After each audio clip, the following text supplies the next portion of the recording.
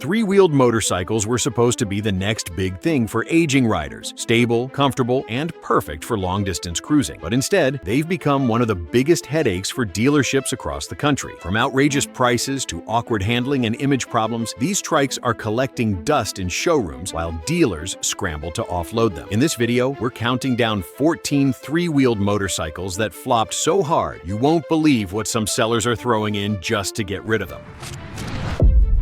The HarleyDavidson Dina trike conversion.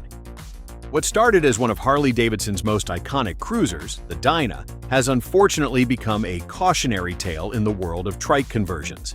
Known for its raw power and no-nonsense styling, the Dina platform seemed like a solid candidate for a three-wheeled revival.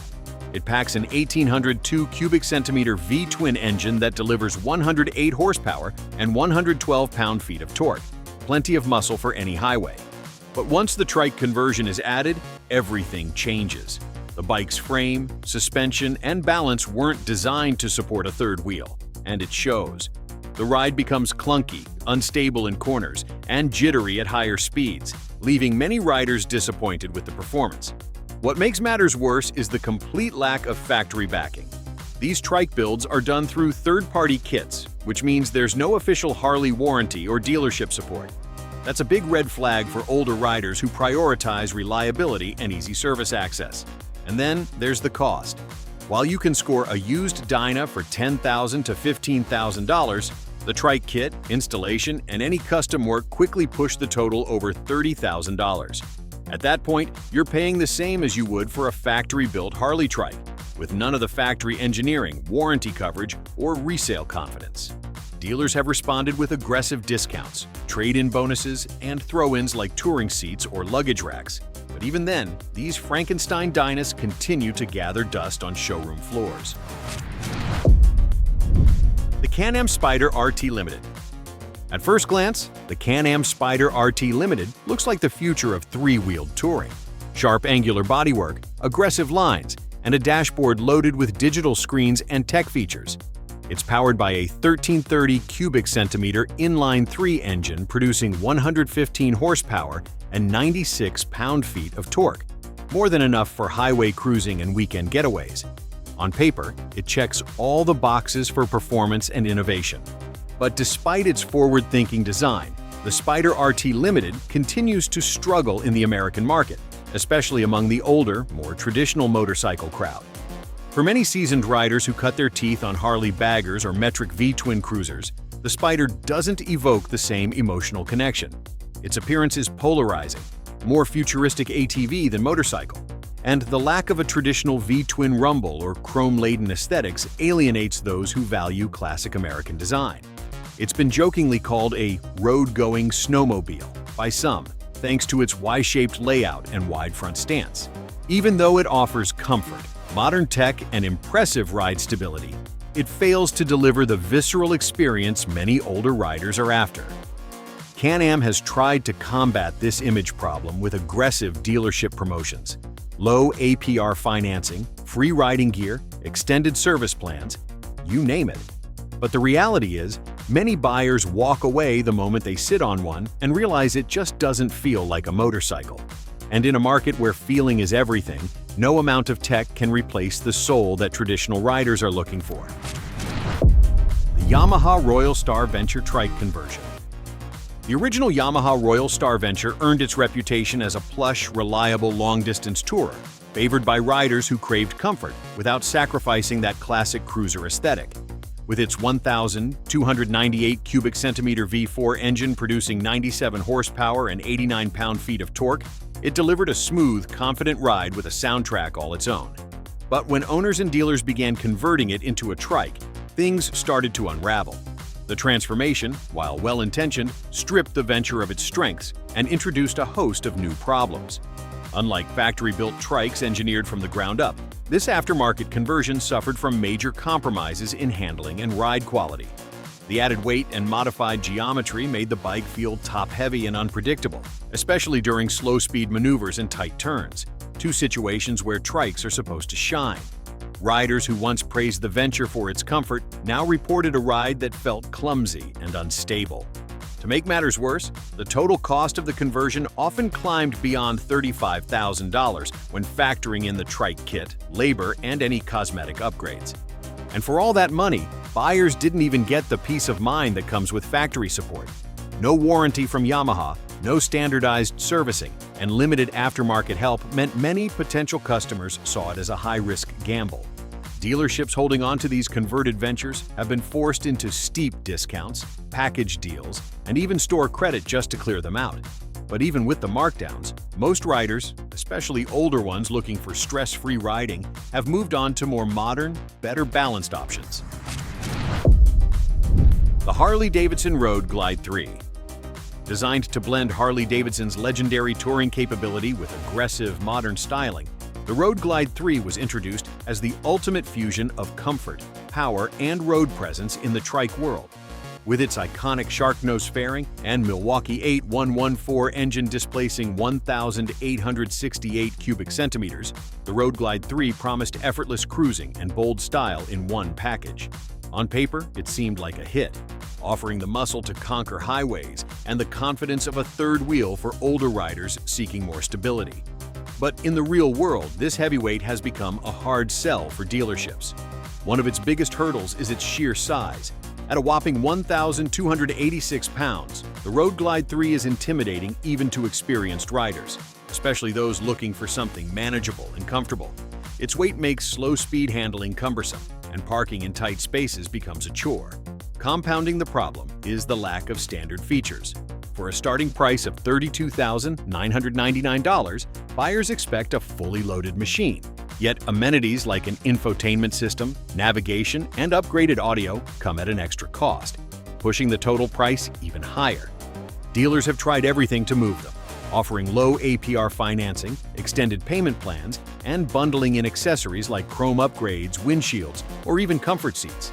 But for many riders, that's still not enough to justify the cost, especially when competing models offer more standard features for less money. The Glide 3 proves that performance and style alone aren't enough. If a touring trike doesn't deliver a well-rounded experience, especially for the price, buyers are quick to look elsewhere.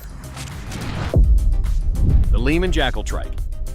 Built on the Suzuki Boulevard C90 platform, the Lehman Jackal was originally pitched as a stripped-down, no-nonsense trike aimed at older riders who still craved that classic cruiser look without the hassle of balancing a two-wheeler. On paper, it had the basics: a 1145 cubic centimeter V-twin producing 67 horsepower and 81 pound-feet of torque.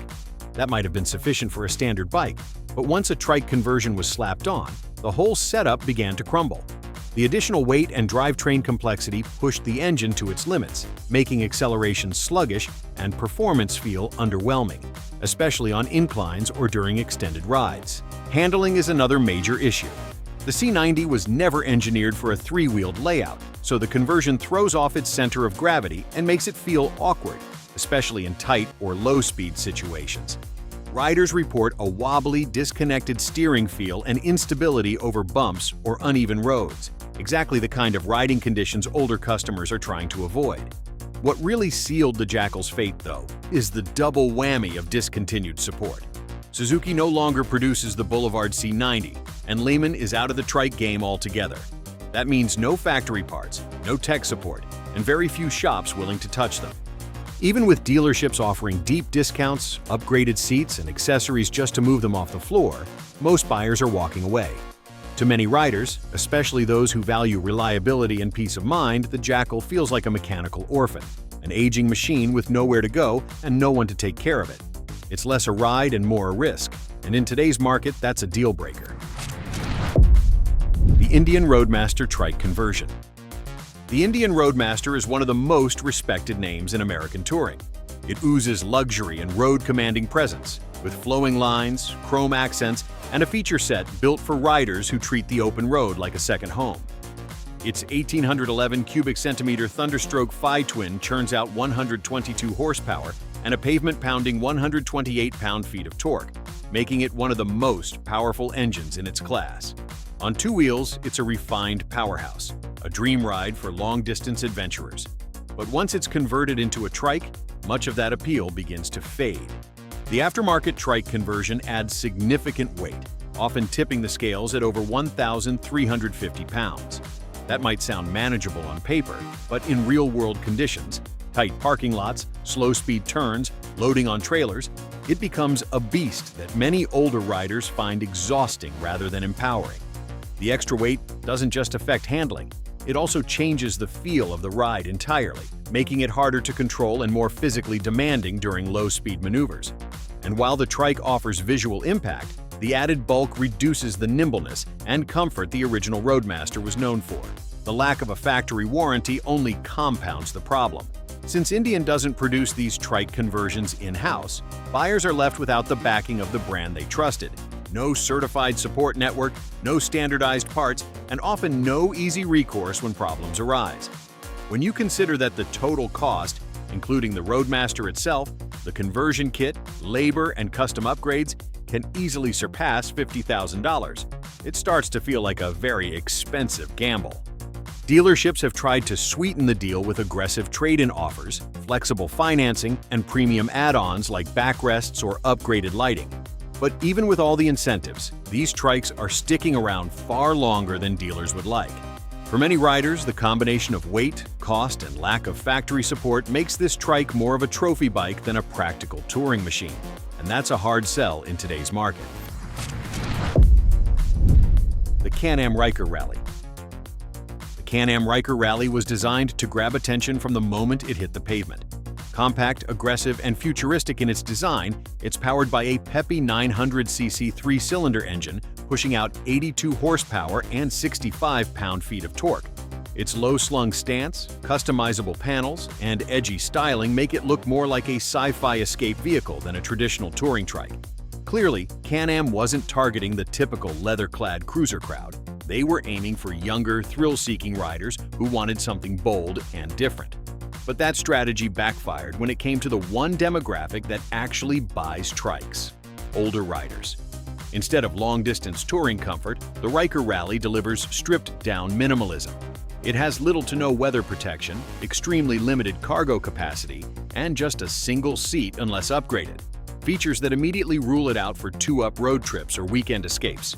It also lacks the confidence-inspiring stability and comfort-focused features older riders prioritize, like plush seating, windshields, stereo systems, and highway-grade suspension. And although its $13,499 price tag seems attractive at first glance, once buyers factor in the cost of basic upgrades and accessories just to make it rideable for longer stretches, it starts to look overpriced for what is essentially a sporty commuter. Dealerships have thrown everything at the wall to make the Riker more appealing, offering accessory bundles, discounted riding gear, and even organizing Riker-exclusive events and group rides. But none of it has managed to shake the image problem.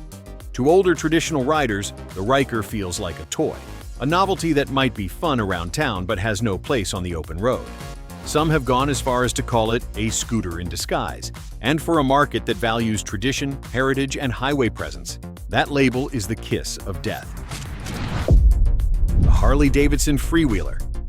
The HarleyDavidson Freewheeler was introduced as the stripped-down sibling to the more luxurious Triglide Ultra, a three-wheeler designed to deliver the Harley touring experience without the bells, whistles, or hefty price tag.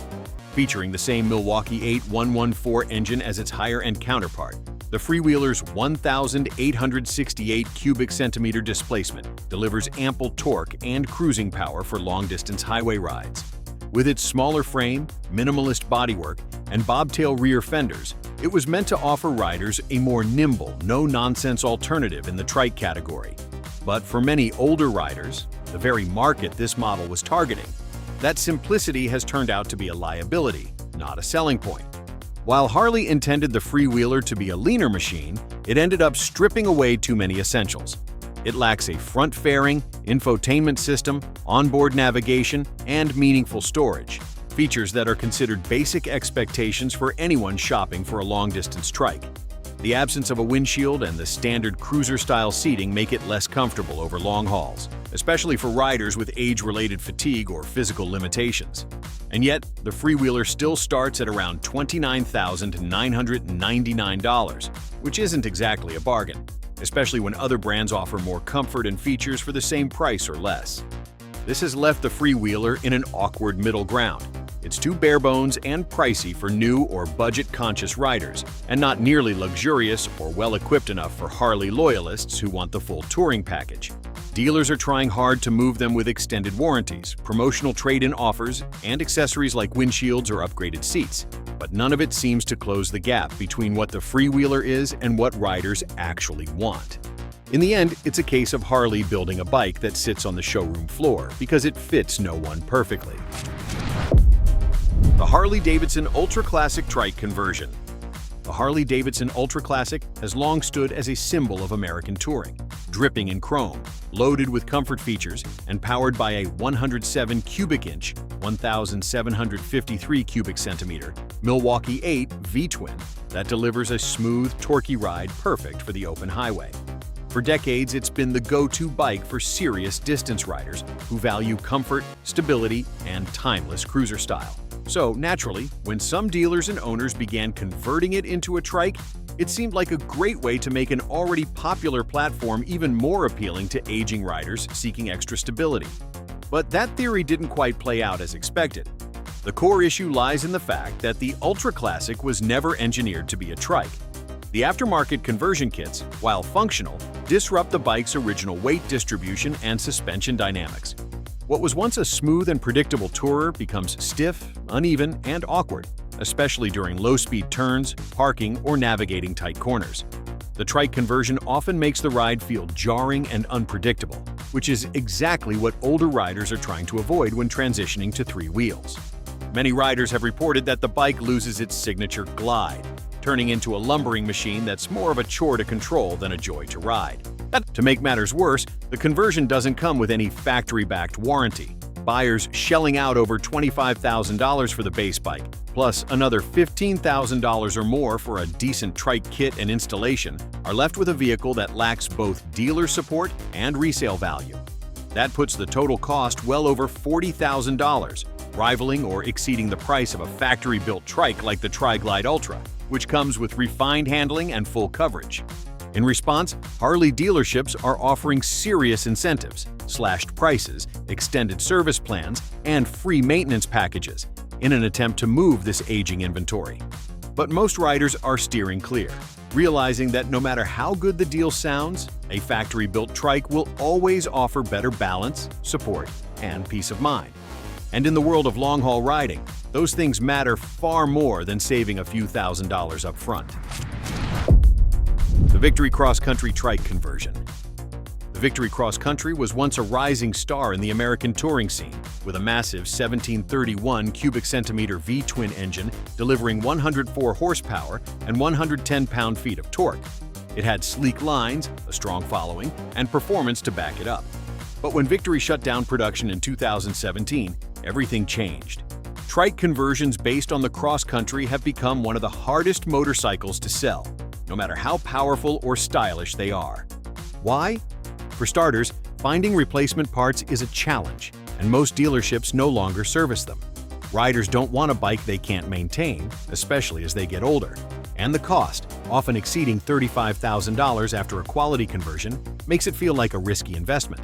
Even though some dealers are offering massive price drops, extra gear, and generous trade-in values, the stigma of a discontinued brand with no support has turned the cross-country trike into a showroom ghost. The Harley-Davidson Triglide Ultra. Once hailed as the ultimate American touring trike, the Triglide Ultra comes loaded with Harley-Davidson's signature 114 cubic inch Milwaukee 8 engine, pushing out 121 horsepower and 121 pound-feet of torque. It's got all the bells and whistles, cruise control, infotainment, premium seating, and a commanding road presence. Yet despite being factory-built and feature-rich, it's become a hard sell for dealers nationwide. Why? The base price of $36,999 is simply too high for many older riders, especially with the flood of used models hitting the market and tanking resale values. On top of that, the Triglide is heavy, over 1,243 pounds, making it intimidating in city traffic and difficult to maneuver in tight spaces. Even though dealers are throwing in incentives like upgraded seats, extended warranties, and bonus accessories, potential buyers still balk at the cost and size. For many, it's just too much bike in every sense of the word. The the HarleyDavidson CVO Triglide. This was supposed to be the crown jewel of Harley's trike lineup, a rolling showpiece combining elite styling, performance, and exclusivity. With its massive 117 cubic inch V-twin, 192 cubic centimeters, cranking out 125 horsepower and 126 pound-feet of torque, the CVO Triglide had the power to match its presence. But its price? That's where things went off the rails. Starting at a jaw-dropping $54,900, the CVO Triglide is one of the most expensive motorcycles Harley's ever sold. And for what? A few coats of custom paint, some flashy chrome, and luxury features that aren't much different from the much cheaper Triglide Ultra. Riders expecting more value for their money quickly walked away. Even with steep discounts, bonus add-ons, and low-interest financing, this ultra-premium trike remains stuck on showroom floors. For many older riders, it's not just overpriced, it's overdone. The Honda Gold Wing Roadsmith trike conversion. The Honda Gold Wing has long been a gold standard for cross-country touring. Its 1833 cubic centimeter flat-six engine generates 125 horsepower and 125 pound-feet of torque, enough to eat up miles in supreme comfort. But when owners opt for a Roadsmith trike conversion, that legendary reliability turns into a dealership nightmare. Here's the problem. Once converted, the cost soars. A stock Gold Wing already pushes $30,000. Add a trike kit, installation, and tuning, and you're looking at nearly $50,000, without a factory warranty to back it up. The resulting trike is bulky, tipping the scales at over 1,250 pounds, making it difficult to handle for older riders in tight spaces. Dealerships are practically begging people to buy them, offering heated grips, extended service plans, and deep discounts. But despite these efforts, most buyers are choosing either traditional two-wheelers or factory-built trikes with full support. The Harley-Davidson Street 750 trike conversion. The Street 750 was never meant to be a heavyweight tourer. Its 749 cubic centimeter V-twin engine, pushing just 53 horsepower and 47 pound-feet of torque, made it a solid entry-level cruiser. But turning it into a trike, that was a disaster. Once a conversion kit is slapped on, the engine is overwhelmed by the added weight, turning this bike into a sluggish, unstable, and frustrating ride. Older riders looking for reliability, power, and ease of use are quickly turned off. Add to that the lack of a Harley-backed warranty, since these trikes are third-party conversions, and it becomes clear why they're impossible to sell. And the kicker? Even though the base bike is relatively cheap, once you factor in the conversion, total costs can hit $25,000 or more, almost as much as a brand-new, factory-built Freewheeler or Triglide Ultra. Dealers are practically giving them away with free servicing, trade-in bonuses, and every add-on under the sun. But even then, few are biting. So there you have it, 14 trikes that dealers can't seem to give away, no matter how low the price or how many freebies they throw in. Whether it's bad design, outdated conversions, or just plain poor value, these three-wheelers prove that not every bike deserves a second or third wheel. Would you ride one if the deal was good enough? Or are they all just money pits on training wheels? Let us know what you think in the comments. And don't forget to like, subscribe, and hit the bell for more no BS motorcycle breakdowns.